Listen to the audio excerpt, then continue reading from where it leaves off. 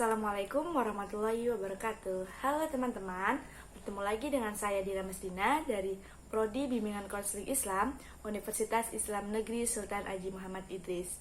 Oke, di sini saya akan menjelaskan tentang aliran psikoanalisa. Sebelum kita memulai penjelasan ini, marilah sama-sama kita membaca basmalah. Bismillahirrahmanirrahim.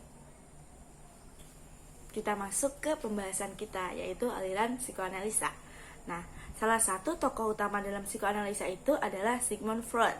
Freud adalah seorang psikiater yang berasal dari Australia. Ia mengembangkan teori ini pada abad ke-19 dan awal abad ke-20. Nah, psikoanalisa ini berfokus pada pengalaman dan penelusuran proses mental yang tidak disadari oleh setiap individu yang dapat mempengaruhi perilaku dan juga pengalaman manusia itu sendiri. Freud itu juga mengatakan bahwa perilaku manusia itu disebabkan oleh banyaknya konflik dan masalah-masalah psikologis yang berasal dari dorongan-dorongan masa lalu yang tidak disadari oleh setiap individu. Maka dari itu, kekuatan itu tuh seperti pengalaman-pengalaman masa lalunya itu yang beroperasi di dalam pikiran manusia yang menyebabkan pengalaman manusia itu terjadi lagi. Dalam psikoanalisa itu terdapat 3 komponen yang diajukan oleh Sigmund Freud. Yang pertama itu ada id, yang kedua ada ego, dan yang terakhir, yang ketiga ada superego.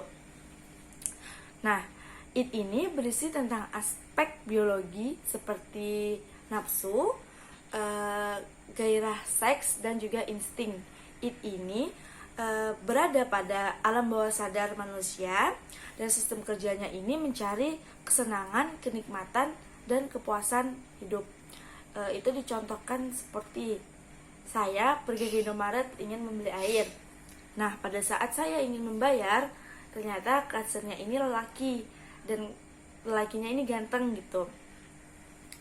Nah, besok-besoknya itu saya datang lagi ke Indomaret, tetapi niat saya itu bukan membeli air, ingin datang aja dan ingin melihat kasir yang ganteng itu. Nah, tindakan itu lebih didorong oleh nafsu. Nah, tindakan itu disebut dengan id. Yang kedua ada ego. Ego ini berada pada tingkat kesadaran. Nah, ego ini bekerja berdasarkan prinsip realitas, hal-hal logis dan rasional. Nah, jadi ego ini tuh kebalikannya dari id.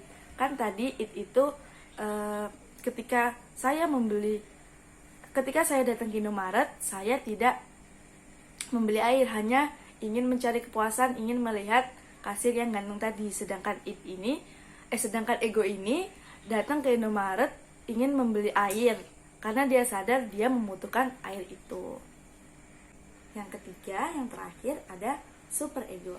Nah, superego ini berisi tentang aspek-aspek sosiologi yang di dalamnya itu terdapat nilai-nilai moral. Nah, biasanya perlakuan ini berisi tentang perilaku yang pantas dan tidak pantas.